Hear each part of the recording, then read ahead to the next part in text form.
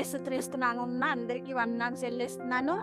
అండమాన్ నికోబార్ దీవుల్లో నివసిస్తున్నాను. సెవెంత్ హెడ్మిలన్ చర్చ్లో సేవ చేస్తున్నాను. ఒక చిన్న వచనము ధ్యానించుకుందామా. బైబిల్ గ్రంథంలో నుంచి యోహాను సువార్త 16వ అధ్యాయము 33వ వచనము. మనతో దేవుడు ఏమని మాట్లాడుతున్నారంటే, నా యందు మీకు సమాధానము కలిగినట్లు ఈ మాటలు మీతో చెప్పుచున్నాను.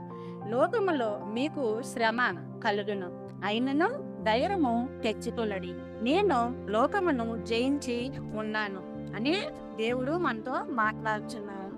అయితే మనకి లోకములో శ్రమ అని దేవుడు ముందుగానే చెప్పి ఉన్నారు. అయితే మనము ఏ ఒక కష్టాలు వచ్చేటప్పుడు, ఏ ఒక బాధలు వచ్చేటప్పుడు, సవాళ్ళు వచ్చేటప్పుడు మనము ధైర్యముగా ఉండాలి. అయితే మనము ఆ టైంలో యేసుక్రీస్తు ఈ లోకములో మరి శిష్యులకి శక్తి అన్నారు. ఈ లోకములో ఎప్పుడు సులభంగా ఉండదు, ఎప్పుడు కష్టం ఉన్నప్పటికీ నేను మీతో ఉన్నానని యేసుక్రీస్తు శిష్యులకి చెప్పి ఉన్నారు. అయితే అదే విధంగా మనము కూడా మనకు వచ్చే కష్టాలు, బాధలు, సవాళ్ళు వచ్చేటప్పటికి మన దేవుడు ఉన్నాడని మనము ఎప్పటికీ ధైర్యంగా ఉండాలి.